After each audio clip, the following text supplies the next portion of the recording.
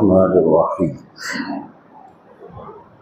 إن الحمد لله نحمده ونستعينه ونستغفره من يهده الله فلا مضل له ومن يضلل فلا هادي له ونشهد أن لا إله إلا الله وحده لا شريك له ونشهد أن محمدا عبده ورسوله صلى الله عليه وعلى آله وصحبه وسلم تسليما كثيرا كثيرا أما بعد قال الله تبارك وتعالى يا أيها الذين آمنوا اذكروا الله ذكرا كثيرا وسبحوه بكرة وأصيلا۔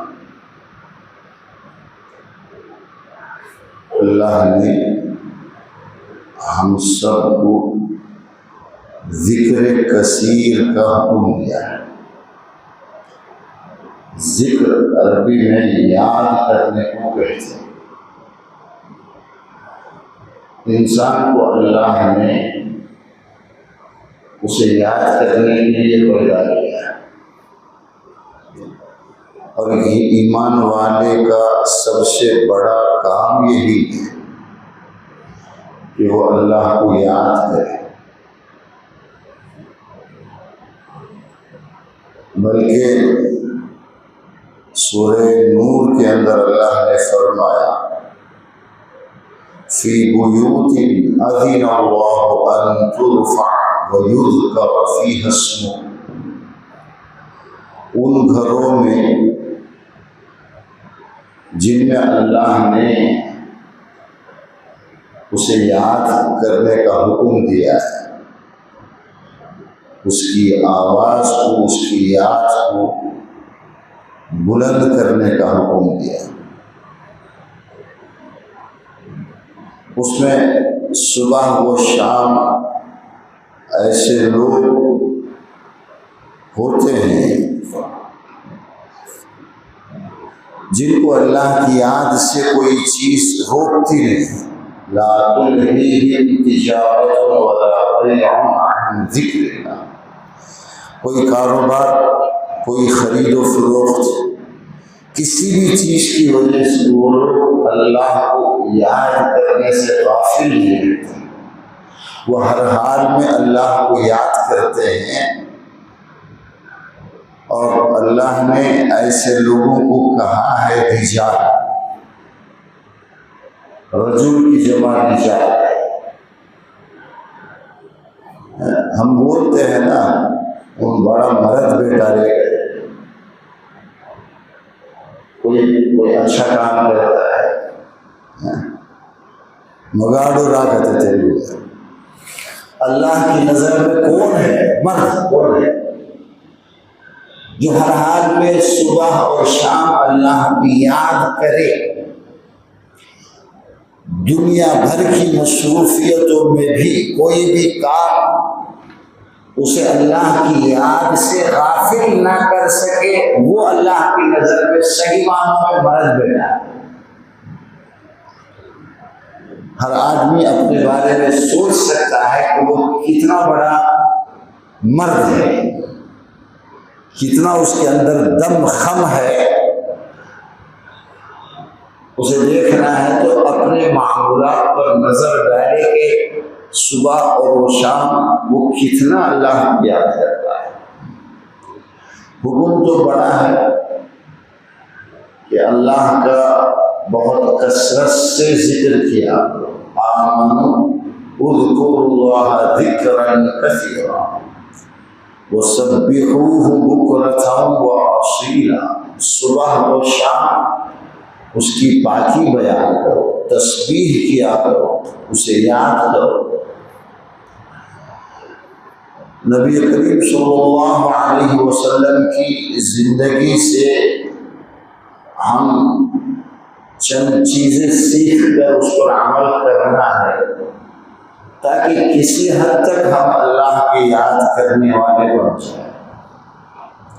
کچھ باتیں ایسی ہیں آدمی اس پر پابندی کر لے تو بہت سارے علماء نے یہ کہا ہے کہ وہ پھر غافلین میں اس کا شمار نہیں ہوگا، وہ اللہ کو یاد کرنے والا بن جائے، لیکن اس آیت پر عمل کرنے والا وہ بن جائے۔ چند باتیں ہیں جن کی پابندی بہت ضروری ہے۔ ان میں سب سے پہلی بات جو ہے وہ 5 وقت کی نماز ہے۔ 5 وقت کی نماز پابندی کے ساتھ پڑھے بغیر وہ اللہ کو یاد کرنے والا شمار ہو ہی نہیں سکتا۔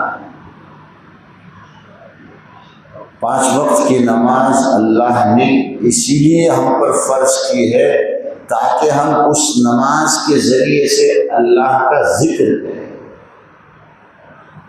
وَأَقِمِ الصَّلَاةَ لِذِكْرِ، اللہ نے فرمایا کہ تم نماز قائم کرو۔ نماز کو قائم کرنے کا مطلب یہ ہے کہ 5 وقت کی نماز مسجدوں میں جا کر جماعت کے ساتھ پڑھو۔ یہ اللہ کی یاد کے لیے اس کو رکھا گیا۔ یہ ایک کورس ہے جسے جو پورا کرتا ہے وہ کسی نہ کسی مرحلے میں اللہ کو یاد کرنے والا بنے گا۔ نماز اس کی تیاری سے لے کر اور نماز پورا ہونے تک سب اللہ کا ذکر ہے۔ جب وقت ہوتا ہے تو ہمیں مسجد سے اذان کی آواز آتی ہے، کسی بھی وقت۔ سپوز ہم سو رہے تھے، آواز آئی، اذان کی آواز آئی، تو اب کیا کرنا ہے؟ اللہ کے نبی نے یہ فرمایا جب اذان کی آواز آئے تم اذان کو سنو تو تم بھی اسے ریپیٹ کرو۔ یہ نماز کی تیاری کا پہلا کام یہ ہے۔ اذان دینے والا جب کہے اللہ اکبر اللہ اکبر تو دوسروں کی 2 ذمہ داریاں ہیں۔ اذا سمعتم المؤذن يؤذن فقولوا مثل ما يقول المؤذن، جب تم اذان کی آواز سنو، جب تم دیکھو کہ کوئی اذان دے رہا ہے تو 2 ذمہ داریاں تم پر ہیں۔ سب سے پہلے یہ ہے کہ اسے غور سے سنو، اذا سمعتم النداء، سب کچھ چھوڑ کر اذان کا سننا یہ ضروری ہے۔ کوئی بھی کام ہم کر رہے ہیں، اذان شروع ہو گئی، اب سب کچھ بند کر دینا ہے۔ یہاں تک یہ فرمایا گیا ہے کہ اگر آپ پہلے سے اٹھے ہوئے ہیں، آپ نے تہجد بھی پڑھ لیا، سب کچھ ہو گیا، اب آپ بیٹھ کر قرآن پڑھ رہے ہیں اور اذان دینا شروع کیا مؤذن نے، تو قرآن پڑھنا تھوڑی دیر کے لیے روک دو، پہلے اذان کو غور سے سنو اور پھر ایک ایک بات جو مؤذن کہہ رہا ہے تم بھی اسے پڑھو، ریپیٹ کرو۔ جب اذان دینے والا مؤذن کہے اللہ اکبر اللہ اکبر تو ہر سننے والے کے لیے سارے کام چھوڑ کر اسے سننا اور اس کو پھر دہرانا، اللہ اکبر، یہ بہت ضروری ہے۔ اذان کے وقت اذان کے کلمات کو سننے اور دہرانے، اسے پڑھنے کے علاوہ اس سے بڑی کوئی عبادت نہیں ہو سکتی، اس سے بڑی کوئی اللہ کی یاد نہیں ہو سکتی۔ سب کچھ چھوڑ دینا ہے، پوری اذان کو ہمیں بھی ریپیٹ کرنا ہے۔ جب وہ کہے اشہد ان لا الہ الا اللہ، جواب میں ہمیں بھی کہنا ہے اشہد ان لا الہ الا اللہ۔ جب اذان دینے والا، اور کہیں بھی ہم ہو، اذان سے پہلے کوئی مسجد میں آ گیا، اب مسجد میں اذان شروع ہوئی تو اسے اس اذان کو سننا بھی ہے، ریپیٹ کرنا بھی ہے۔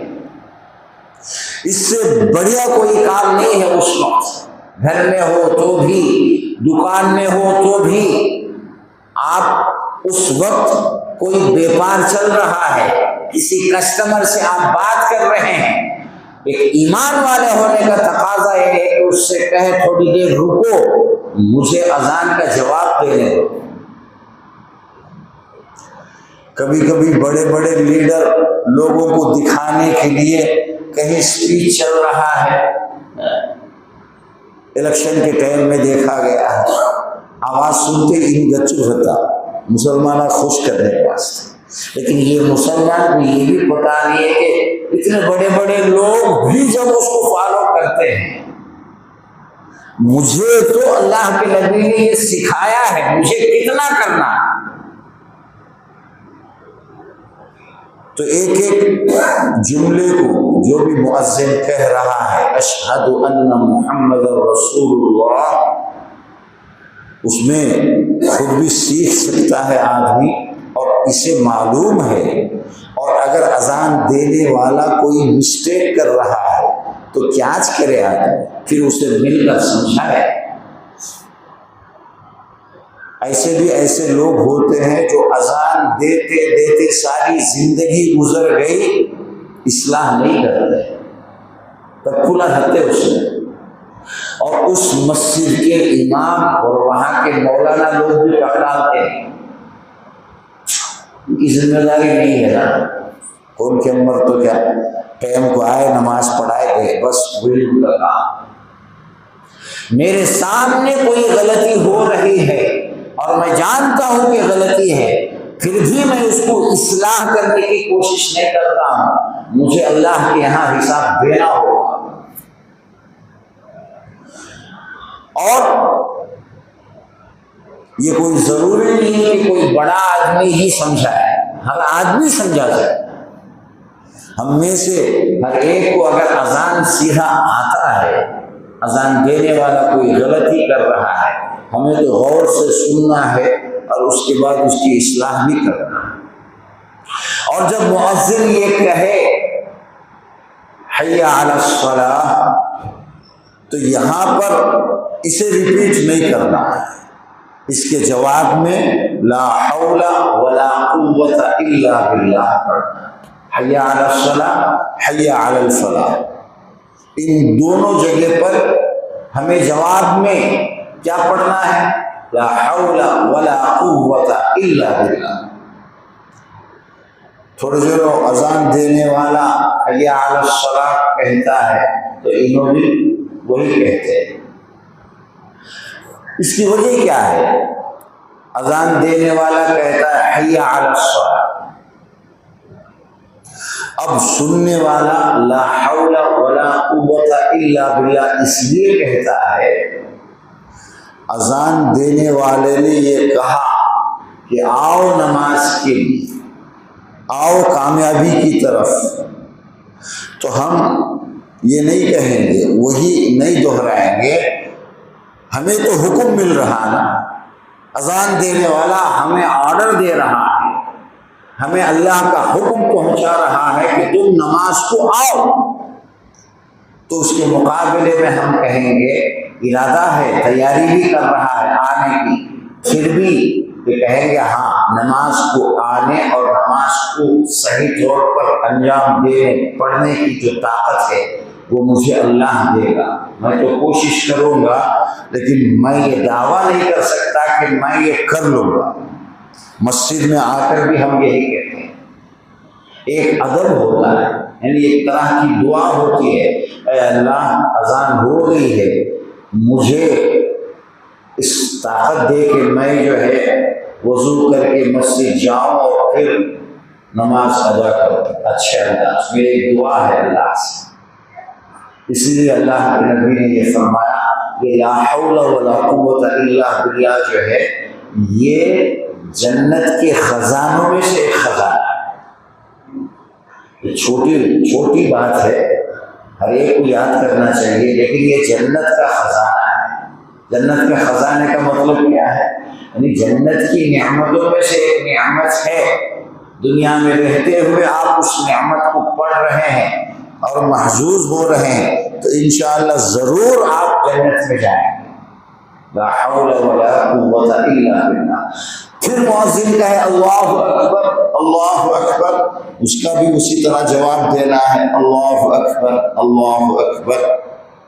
پھر وہ کہے گا لا الہ الا اللہ، تو ہم بھی کہیں گے لا الہ الا اللہ۔ اب حدیث پہ غور کیجیے، کئی صحابہ سے یہ حدیث ہے، حضرت عمر رضی اللہ عنہ، حضرت معاویہ رضی اللہ عنہ، حضرت عبداللہ ابن عمرو بن العاص رضی اللہ عنہ، ان سب سے یہ روایت ہے کہ جو دل سے اذان کا جواب دے، اذان کو سنے من قلبہ، وہ ضرور جنت میں جائے۔ اذان کا جواب دینے، اذان کو غور سے سننے کی یہ فضیلت ہے۔ اللہ کی یاد کی طرف بلاوا ہے، اور اس بلاوے کو ہم غور سے سن رہے ہیں، گویا کہ ہم اللہ کو یاد کر رہے ہیں، ہماری زندگی کا جو مین مقصد ہے وہ حاصل ہو رہا ہے۔ تو اذان سنے اور اذان کا آپ نے جواب دیا، اور یہ کام آپ ہر اذان میں کرتے رہیں گے، یہی ایک عمل جو ہے جنت میں پہنچا سکتا ہے۔ بہت بڑا عمل ہے، دیکھنے میں بڑا چھوٹا لگے گا، عام طور پر لوگ خیال ہی نہیں کرتے، اذان ہوتے رہتی ہے، لوگ اپنے کاموں میں لگے ہوئے ہیں۔ بھائی کو میں غلط بات عام ہے، اذان شروع کرنے کے لیے کپڑا ڈال لیتی سر کو، یہ سب بیکار کی بات ہے۔ اذان کے جواب دینے کا حکم ہے، بھائی کو ابھی دینا، مرد بیٹے سو، بچے بڑے سو، اذان شروع ہو، جو باتیں مؤذن سے ہم سن رہے ہیں، اذان دینے والے سے، اسے ہمیں بھی ریپیٹ کرنا ہے۔ مرد بیٹے ٹوپی لگانے کی ضرورت نہیں، بھائی کو سر کا کپڑا سر کے اوپر ڈالنے کی ضرورت نہیں، بھبک پہلے ڈال لیتے رہتے۔ ان چیزوں کی اصلاح کی ضرورت ہے، غور سے سننا اور پھر اس کا جواب دینا، کتنا آسان کام ہے، آپ جنت چلے جائیں۔ اور پھر اذان کے بعد کہ جو اذکار ہیں، جو دعائیں ہیں، اسے کم از کم سیکھنا ہے۔ اذان کے بعد ایک بار کلمہ شہادت پڑھنا، اشہد ان لا الہ الا اللہ و اشہد ان محمدا عبدہ و رسولہ، ہر اذان کے بعد۔ اور پھر ایک بار درود شریف پڑھنا، وہ درود جو ہم نماز میں پڑھتے ہیں، اللہم صلی علی محمد وعلی آل محمد کما صلیت علی ابراہیم وعلی آل ابراہیم انک حمید مجید، اللہم بارک علی محمد وعلی آل محمد کما بارکت علی ابراہیم وعلی آل ابراہیم انک حمید مجید۔ پھر اس کے بعد اذان کے بعد کی جو دعا ہے، اللہم رب هذه الدعوة التامة والصلاة القائمة آتی محمدا الوسیلہ والفضیلہ وبعثہ مقاما محمودا الذی وعدتہ، یہ دعا ہے اذان کے بعد۔ اللہ کے نبی نے یہ ارشاد فرمایا صلی اللہ علیہ وسلم، اور صحیح احادیث کئی حدیث ہیں، ایک دو میں، اذان سن کر تم سب کو میرے لیے اللہ سے وسیلہ مانگنا چاہیے۔ ہم جو اذان کی دعا میں یہ پڑھتے وسیلہ، آتی محمد الوسیلہ، اے اللہ محمد صلی اللہ علیہ وسلم کو یہ جو وسیلہ جو ہے، ایک مقام ہے، ایک جگہ ہے جنت میں، وہ ہمارے نبی حضرت محمد صلی اللہ علیہ وسلم کو عطا فرما، وہ تو عطا کرے گا ہی، وہ انہی کے لیے بنا ہے، لیکن ہمیں یہ کہا گیا ہے کہ تم اذان پوری ہونے کے بعد اللہ سے اس وسیلے کے لیے تم دعا کرو، تم یہ کہو کہ اللہ نبی کریم صلی اللہ علیہ وسلم کو وہ مقام عطا فرما جس کا نام وسیلہ ہے، وہ سب سے عمدہ مقام ہے، جنت میں سب سے بہترین وہ مقام ہے، اور اللہ کے نبی نے یہ فرمایا کہ مجھے یقین ہے کہ یہ میرے ہی لیے ایک ہی مقام ہے جو سب سے بڑا مقام ہوگا۔ آپ جب ہمارے نبی کے لیے ہم میں سے کوئی اللہ سے دعا کرتا ہے، بدلے میں اسے کیا ملے گا؟ حلت لہ شفاعت، اس کے لیے اللہ کے نبی کی جو سفارش ہے وہ واجب ہو جائے۔ دنیا میں ہم اذان سن کر اذان کے بعد یہ دعا کریں گے، دعا سیکھنا ہے ہر آدمی، شروع میں کم از کم یہ تو اردو میں بھی بول سکتے ہیں، اللہ وسیلہ جو جنت کا اعلیٰ ترین مقام ہے وہ ہمارے نبی کو عطا فرما، اور پھر دھیرے دھیرے یہ دعا سیکھے، اللہم رب هذه الدعوة التامة والصلاة القائمة آت محمدا الوسیلہ والفضل، یہ سیکھے تو اللہ کے نبی کی ریکمنڈیشن جو ہوگی قیامت کے دن اس کے ہم حقدار بن جائیں، اور اللہ کے نبی کی جو ریکمنڈیشن ہوگی وہ کئی طرح سے ہوگی قیامت کے دن۔ ایک گنہگار آدمی ہے لیکن ایمان والا ہے، اس طرح سے سفارش ہوگی کہ اے اللہ میرے اس امتی کو اس کے گناہوں کو معاف کر اور اسے جنت میں داخل فرما بغیر عذاب کے، یہ ایک سفارش کی ایک آدمی ہے جو اپنے اعمال کی وجہ سے اللہ نے اس پر فضل فرمایا، اسے جنت میں جانے کا اسے سرٹیفکیٹ مل گیا، جنت وہ جا رہا، اللہ کے نبی کی جو سفارش ہوگی اسے جنت میں جو مقام مل رہا تھا اس سے اونچا مقام ملے گا، درجات بلند ہوں گے۔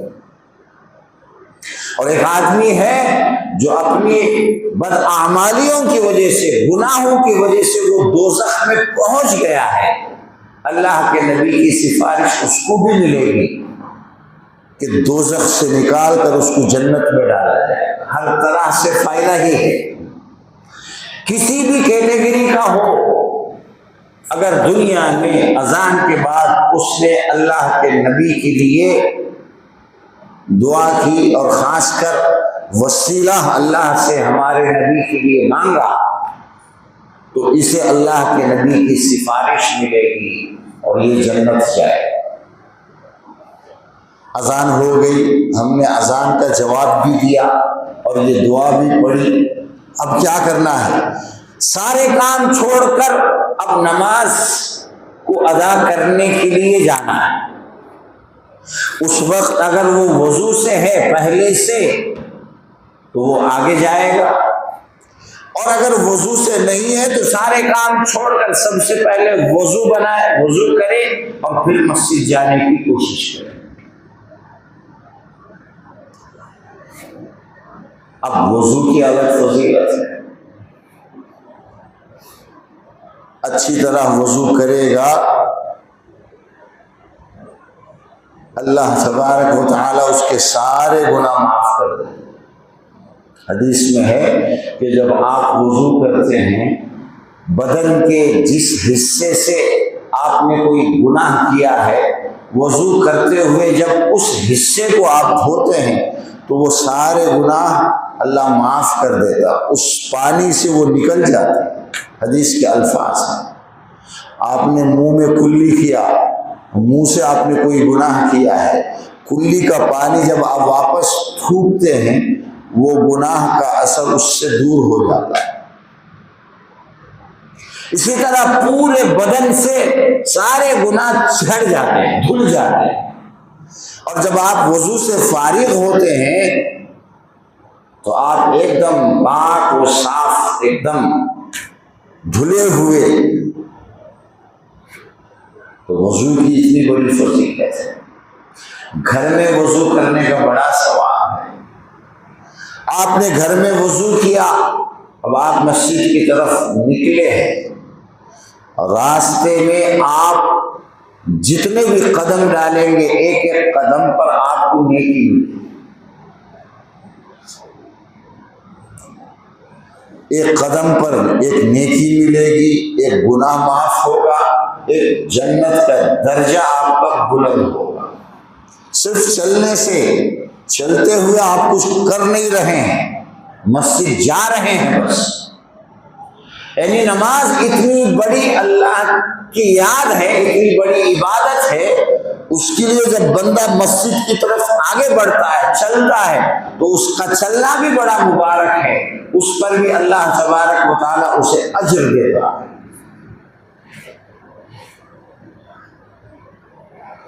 اور خاص کر فجر کی نماز، عشاء کی نماز، جو تھوڑا بہت اندھیرا ہوتا ہے، یا مغرب میں بھی کبھی کبھی آتے ہوئے نہ ہو لیکن واپس جاتے ہوئے اندھیرا ہو جاتا ہے، تو یہ اندھیروں میں مسجد کی طرف جو ہم آتے جاتے ہیں نماز کو ادا کرنے کے لیے، اللہ کے نبی نے ایسے لوگوں کے لیے خوشخبری دی.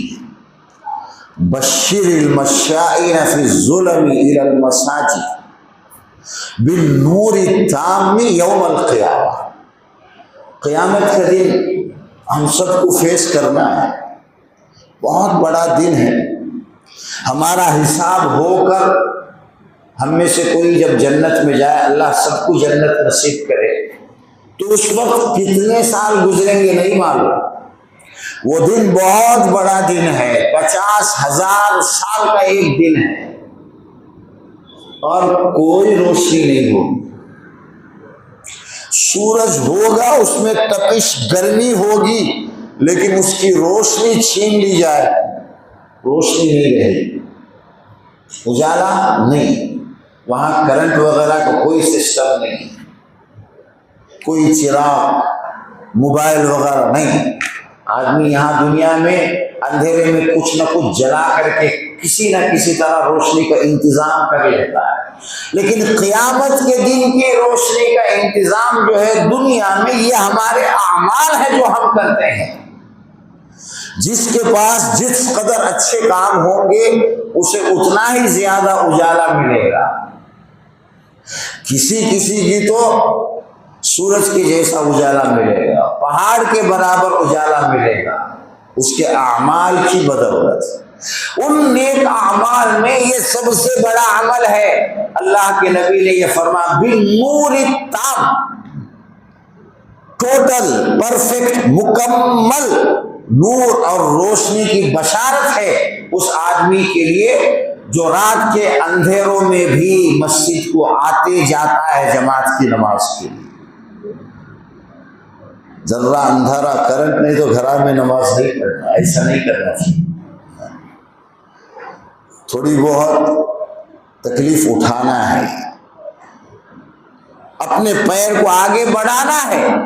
یہ ہمارے لیے قیامت کے دن بہت بڑا سہارا بن سکتا ہے، ہمارے لیے بڑی روشنی کا انتظام ہو سکتا ہے. جتنا ٹائم ہمیں وہاں گزارنا ہے، حساب و کتاب دینا ہے، پل صراط پر سے گزرنا ہے، سارے مراحل طے ہو کر جنت کے اندر جانے تک ہمیں پورا اجالا، پوری روشنی کا انتظام ہو سکتا ہے. چھوٹا سا عمل ہے، گھر کے اندر وضو کرو پھر آؤ. اکثر ہمارے لوگ جو ہے اس طرح کے اجر سے محروم رہ جاتے ہیں. گھر میں کون بھی وضو کرتے نہیں، مسجد میں ہے نا ماں جا کریں گے بات. لیکن آپ کو تو یہ اس فضیلت میں تو وضو کی کنڈیشن بھی نہیں ہے، لیکن دوسری احادیث کو سامنے رکھیں گے تو یہ سارے جو اعمال ہیں، ایک ایک قدم پر ایک ایک نیکی کا ملنا، ایک ایک گناہوں کا مٹ جانا، اور ایک جنت میں گریڈ اپ گریڈ ہونا، درجے بلند ہونا، یہ گھر سے وضو کر کے جب آئیں گے تب ہوگا۔ اور اس میں اچھی طرح یاد رکھیں، یہ جو احادیث ہیں وضو کر کے مسجد آنے کی جو فضیلت ہے، ایک ایک قدم پر آپ کو نیکی ملے گی، گناہ معاف ہوں گے، جنت میں درجات بلند ہوں گے۔ اور اندھیرے میں خاص کر عشاء کی نماز، فجر کی نماز میں اگر ہم پیدل آتے ہیں مسجد کی طرف تو قیامت کے دن ہمیں جو بڑا نور ملے گا، روشنی ملے گی، یہ سب کے لیے، یہ مردوں کے لیے بھی ہے، عورتوں کے لیے بھی ہے، بچوں کے لیے، بوڑھوں کے لیے، سب کے لیے ہے۔ عورتیں اگر گھر ہی میں نماز پڑھتی رہیں گی تو یہ فائدے کیسے حاصل ہوں؟ ایک بار آپ مسجد تک آ کر جاتے ہیں، آپ کا جو گھر ہے 100 قدم ہے، اگر 100 ڈک منیمم تو ہوتے ہی، 100 قدم آپ نے ڈالا، آنے میں 100 جانے میں 100، اور ایک کا 10، 100 10 1000، 200 2000 نیکیاں آپ کو ویسے ہی مل جاتی ہے ایک بار اپنے گھر سے مسجد تک آتے ہیں، وہ مرد ہو یا عورت ہو، سب کے لیے۔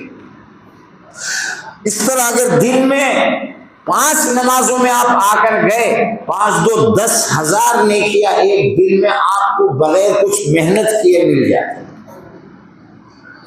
اس کا ہمیشہ خیال رکھے آدمی، بے خیالی میں ویسے ہی آ کر کے مسجد میں وضو کر کے نماز ادا، ایسا نہیں ہونا چاہیے۔ ہم کسی کام کو اس کے اہتمام کے ساتھ کریں، انسان کام کو کام سمجھ کر کرے۔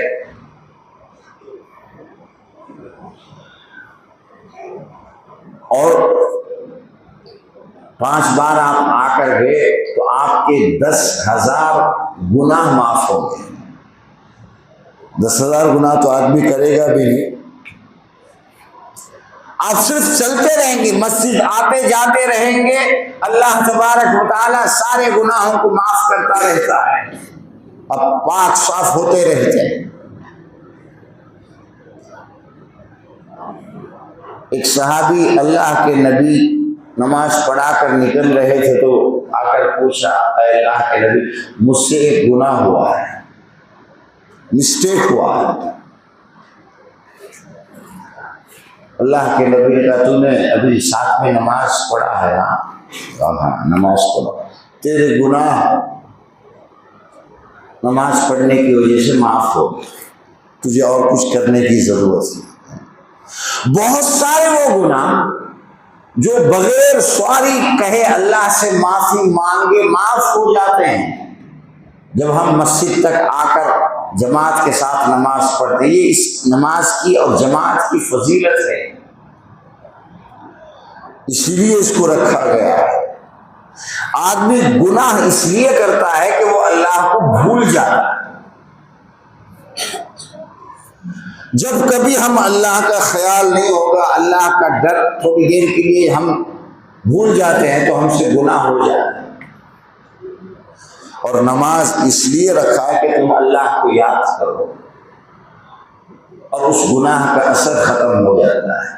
نماز کے ذریعے سے انسان اللہ کو یاد کرتا ہے، اور جو کچھ فراموشی ہوئی ہے، بھول کر کے اس نے گناہ کیا ہے، وہ سب معاف ہو جاتا ہے۔ آدمی دن بدن وقتاً فوقتاً ایک ایک وقت میں وہ آگے بڑھتے رہتا ہے۔ ایکسپیرینس بھی کوئی چیز ہوتی ہے نا۔ آدمی کو آج کل سافٹ ویئر وغیرہ میں ایکسپیرینس پوچھتے ہیں، کتنے سال کا ہے، پھر سیلری بڑھتی۔ ہم 10 سال سے نماز پڑھ رہے ہیں، اللہ کے نزدیک ہماری سیلری اگر نہیں بڑھی ہے، نماز کا ثواب بڑھ کر نہیں مل رہا ہے۔ ایک آدمی نماز پڑھتا ہے، اس کو 1 ثواب ملتا ہے، ایک آدمی وہی نماز پڑھتا ہے، اس کو 700 ملتا ہے، اور اس سے بھی ملٹیپل ہو سکتا ہے جس کا ہمیں اندازہ نہیں۔ کتنا ہم سیکھتے ہیں، کتنا ہم اپنا اصلاح کرتے ہیں، اپنی چیزیں ٹھیک کر کے پھر جو کرتے ہیں۔ حضرت حذیفہ رضی اللہ عنہ مسجد میں ایک آدمی کو دیکھ رہے تھے، وہ آیا، نماز جلدی جلدی پڑھ کر جانے لگا، نہ رکوع ٹھیک سے کیا، نہ قیام ٹھیک سے کیا، جلدی جلدی۔ اس سے کہا کہ کتنے سال سے چل رہا ہے یہ سلسلہ؟ 40 سال ہو گئے ایسے ہی نماز پڑھو۔ تیری 40 سال کی نماز نہیں ہوئی اور تو اسی طرح نماز پڑھتے پڑھتے مر گیا تو ایمان پر نہیں مرے گا۔ وہ کون تھے؟ وہ صحابی بھی ہو سکتے ہیں اور تابعی بھی ہو سکتے ہیں، چونکہ حضرت حذیفہ رضی اللہ عنہ صحابی ہیں اور اللہ کے نبی کے خاص صحابی ہیں۔ وہ یہ کہتے ہیں رمضان میں کیا ہوتا ہے، ہر چیز میں جلدی ہوتی ہے، پڑھانے والے پڑھنے والے سب کو 20 رکعت پورا کرنا ہے، جلدی کرو، 1 گھنٹے میں 1 پارہ تلاوت بھی کرنا، 20 رکعت بھی پورے کرنا۔ یہ نماز نہیں ہو رہی، یہ لوگ اسی طرح زندگی بھر محنت کر کے دوزخ میں جائیں۔ اپنی نمازوں کی اصلاح نہیں کریں گے، ان کی یہ جلدی جلدی پڑھنا یہ اللہ کے نبی کے سنت کے خلاف ہے، اسلام کے خلاف ہے۔ یہ محنت کرتا رہا زندگی بھر، ہر رمضان میں پڑھنے پیچھے پڑھنے والوں کو چھوڑو، جو حافظ ہے، عالم ہے، نماز پڑھانے والا ہر سال اسی طرح پڑھاتا رہا، اپنی اصلاح نہیں کیا، وہ خود بھی مسلمان بن کر نہیں مرے گا، اس دنیا سے جائے گا، غیر ملت پہ غیر فطرت پہ مرے گا اور سیدھے جہنم میں جائے گا۔ کوئی کھیل تماشا نہیں ہے۔ بار بار اس لیے پبلک کے سامنے ساتھ میں پبلک کے ساتھ نماز رکھی اس لیے گئی ہے کہ ہم میں سے کسی کو اگر کوئی مسٹیک ہو تو اس کو درست کر لے، ٹھیک کر لے۔ اکیلے میں کرتا رہوں گا، زندگی بھر کرتا رہوں گا، کوئی بتائے گا نہیں، لیکن دوسروں کے سامنے آپ کوئی کام کریں گے تو کوئی دیکھنے والا دیکھے گا، آپ کو بتائے گا بھائی یہ نہیں، اس طرح سے کرو۔ اس دن حضرت حذیفہ رضی اللہ عنہ نے ان کو دیکھا نماز میں پورے اطمینان کے ساتھ نماز پڑھنا، کوئی جلد بازی نہیں کرنا ہے۔ وضو بھی آپ نے اچھا کیا اور پھر مسجد میں آئے۔ مسجد میں جیسے ہی داخل ہوں گے، گھر سے چونکہ آپ نے وضو کیا ہے، مسجد میں فرشتے آپ کے لیے دعا کرتے ہیں اور ان کی دعا کے جو الفاظ ہے، جو ورڈز ہے، وہ بھی اللہ کے نبی نے بتایا۔ اللہم اغفر لہ، اللہم ارحمہ، یہ فرشتے اس ایمان والے کے لیے، میں بھی ہو سکتا ہوں، آپ بھی، کوئی بھی ہو سکتا ہے۔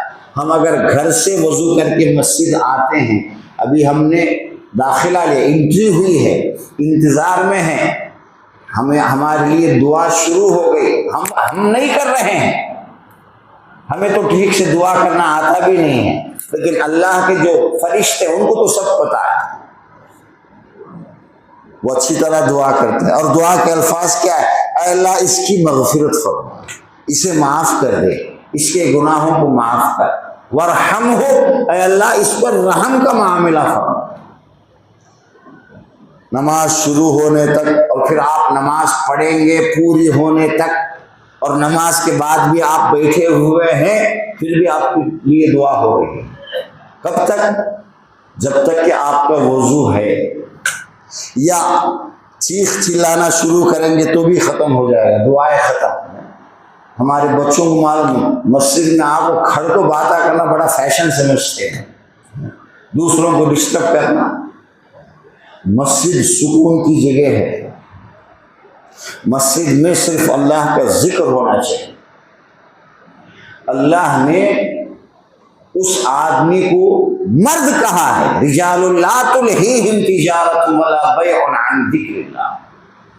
اصل میں تیلگو میں بولتے ہیں نا مگاڑو رہا، مگاڑ کون؟ جو مسجد میں اللہ کو یاد رکھے، اللہ کا ذکر کرے، بھولے نہیں کہ وہ اللہ کے گھر میں ہے۔ وہ تو عورتوں کی صفات ہے، یعنی کمزور ہونے کی صفات ہے، مرد بیٹا نہیں ہے وہ جو مسجد میں ادھر ادھر کی باتیں کرتا پھر، اپنے آپ پہ کنٹرول ہونا چاہیے۔ بات کہی جاتی ہے نا، پہلوان اور طاقتور آدمی وہ نہیں ہے جو سامنے والے کو پچھاڑ دے، طاقت ہے، غصہ آیا آپ نے کسی کو اٹھا کر پٹک دیا، یہ طاقتور نہیں، غصہ آنے پر آپ اپنے آپ پر کنٹرول کر لیں، یہ ہے اصل طاقت۔ دوسروں کو مارنا آسان ہے، اپنے غصے پر کنٹرول کرنا بڑا مشکل ہے۔ حضرت علی رضی اللہ تعالی عنہ کا واقعہ بیان کیا جاتا ہے، اب وہ سندن اس کی کیا حیثیت ہے وہ چھوڑیں گے، کہ انہوں نے ایک مرتبہ ایک آدمی کو ایک جنگ میں نیچے گرا کر کے اس کو مارنے جا رہے تھے، تو اس نے تھوک دیا حضرت علی کے چہرے پر، تھوکتے ہی انہوں کیا کرے، اسے چھوڑے، مارنا ٹھکایا، ہٹ گئے وہاں سے۔ اس نے پوچھا کہ یہ کیا ہے؟ پہلے ہی یہ غصہ تھا، ہم لڑ رہے تھے، میرے اوپر آپ کو کنٹرول مل گیا، میں نے آپ کے منہ پر تھوکا تو آپ کو اور زیادہ غصہ آنا چاہیے، آپ کو مجھے مار دینا چاہیے فوراً۔ تو حضرت علی نے یہ فرمایا کہ میں اپنے غصے کے لیے اپنے لیے نہیں لڑ رہا تھا نا، یہ جو جہاد ہے وہ اللہ کو راضی کرنے کے لیے، دین کے لیے، ایمان کے لیے آدمی لڑتا ہے اللہ کو راضی کرنے، اس میں میرے خواہشات کا کوئی مطلب نہیں، لیکن تیرے تھوکنے کے بعد مجھے غصہ آ گیا، اب اگر میں تجھے ماروں گا تو وہ اللہ کے لیے نہیں ہوگا، وہ تو میرے نفس کے لیے ہوگا، اور یہ کام ہم نہیں کریں گے۔ حضرت علی بہادر ہیں، شجاع ہیں، مرد ہیں اصل میں، غصے پر کنٹرول کرنا ان سے ہمیں سیکھنا چاہیے۔ تو مسجد میں آرام کے ساتھ آدمی بیٹھے آئے اور اللہ کو یاد کرے۔ جب تک ہم مسجد میں ہیں فرشتوں کی دعا ملے گی، اور ہمارا مسجد میں موجود ہونا ہی ثواب لکھا جاتا ہے۔ گھر سے وضو کر کے جب ہم جماعت کی نماز کے لیے آتے ہیں، مسجد میں انٹری ہوتی ہے، تو ہمارا جو ریکارڈ جو ہے، فرشتے جو نیکیاں لکھنے والے وہ لکھتے رہتے ہیں، حالانکہ ہم نے کچھ کیا نہیں ہے، کچھ کریں گے تو اور بھی زیادہ لکھا جائے گا، خالی بھائی تو بھی لکھتے رہتے ہیں، جب تک کہ نماز پوری نہ ہو جائے۔ اس لیے کہ حدیث میں ہے، آدمی نماز کے انتظار میں بھی اگر بیٹھا ہوا، اب نماز کے انتظار میں ہی بیٹھے ہوئے ہیں، سب لوگ آئے ہیں، تھوڑی دیر میں نماز ہوگی، انتظار ہے، بات سن رہے ہیں، اس پر بھی اجر ہے، فرشتے لگاتار لکھ رہے ہیں ثواب۔ حدیث میں اللہ کے نبی نے یہ فرمایا، آدمی نماز کے ہی حکم میں ہوگا جب تک کہ وہ نماز کے انتظار میں بیٹھا ہو، بھی نماز شروع کرے یعنی نماز پڑھنا شروع کرے، لیکن انتظار کر، ویٹنگ میں ہے۔ نماز کی ویٹنگ میں رہنا خود نماز پڑھنے کے برابر ہے۔ اللہ تبارک و تعالی نے ہمیں اس بات کا حکم دیا ہے کہ ہم زیادہ سے زیادہ اسے یاد رکھیں۔ اسے یاد کرنے میں سب سے بڑی بات یہ ہے کہ ہم 5 وقت کی نماز کی پابندی پورے شرائط کے ساتھ، جس طرح ابھی بتایا گیا ہے، اذان سے ہی تیار ہو جائے آدمی، اذان کا جواب دے، اذان کے بعد کی دعائیں پڑھے، اور پھر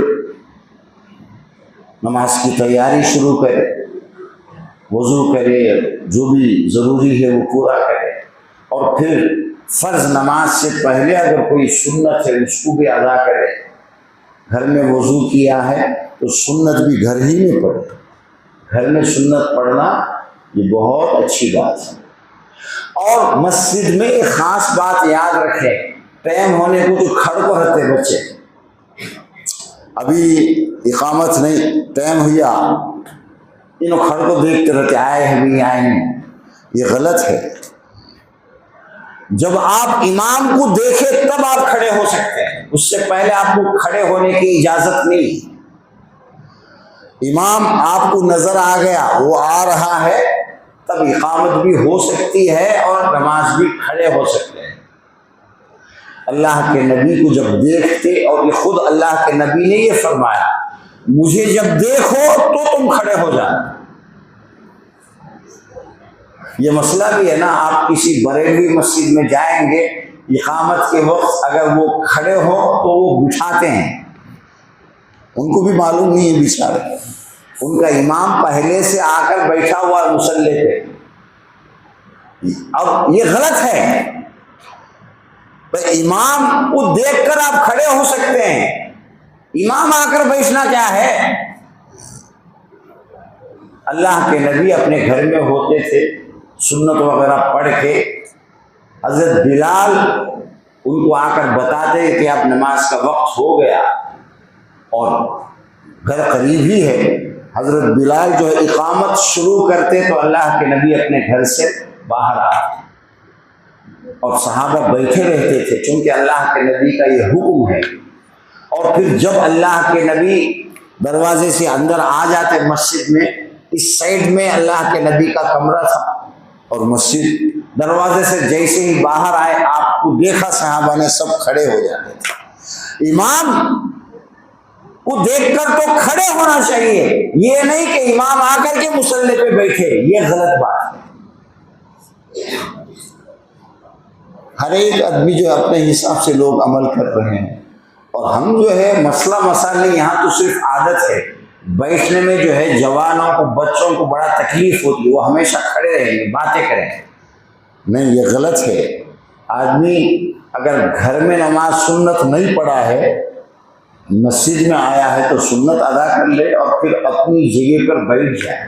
سب جنوں باہر کو باتیں کر لیتے کھڑے جائیں، اپنی جگہ پر بیٹھے، ذکر و اذکار کرے، دعا کرے، کیا اچھا وقت ہے۔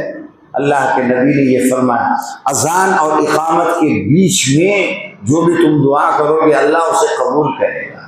دعا کے قبول ہونے کا یہ وقت ہے۔ اذان ہو گئی، اب نماز جب کھڑی ہوگی، اقامت ہوگی، اس بیچ میں جتنا آپ کو وقت ملا ہے غنیمت، آپ اللہ سے کچھ مانگو، کوئی ضرورت ہے مانگو۔ اللہ سے مانگنا ہی ہم چھوڑ چکے ہیں، ہم ہر ضرورت اللہ کے سامنے رکھ سکتے ہیں، اللہ سے مانگ سکتے ہیں، اور مانگنے کا یہ سب سے بہترین وقت ہے۔ اذان اور اقامت کے بیچ میں ہر ضرورت پوری ہوگی، ہر دعا اللہ قبول کریں گے۔ تو یہ وقت بہت اچھا وقت ہوتا ہے، کسی کو مل جائے تو اسے ضائع نہیں کرنا چاہیے۔ مسجد میں شور اور ہنگامہ نہیں، آرام سے بیٹھے دعا کرے، ذکر کرے، اس طرح، چونکہ ہماری ہر حرکت سے اللہ واقف ہے۔ اللہ کو یاد کرنے کا مطلب ہی یہ ہے کہ ہمیشہ اللہ کا خیال رہے انسان کو کہ میں کچھ غلط کروں گا، کوئی نامناسب حرکت کروں گا، اللہ دیکھ رہا ہے۔ دنیا میں تو کچھ بولے گا نہیں، کوئی آ کر ہمیں نوٹس نہیں دے گا کہ یہ تمہاری غلطی ہے، سارے نوٹس ہمیں دیکھ لینا، لیکن موت کے فرشتے ان سارے نوٹسوں کے ساتھ آئے۔ اللہ تبارک و تعالی ہمیں ہمیشہ اللہ کے خیال میں، اللہ کی یاد میں جینے کی توفیق دے، اور اس کا سب سے بڑا جو مظہر 5 وقت کی نماز کی جو پابندی ہے، پابندی کے ساتھ، شوق کے ساتھ اس پر ہمیشہ عمل کرتے رہنے کے اللہ ہم سب کو توفیق دے۔ سبحانک اللہم و بحمدک، نشہد ان لا الہ الا انت، نستغفرک و نتوب الیک۔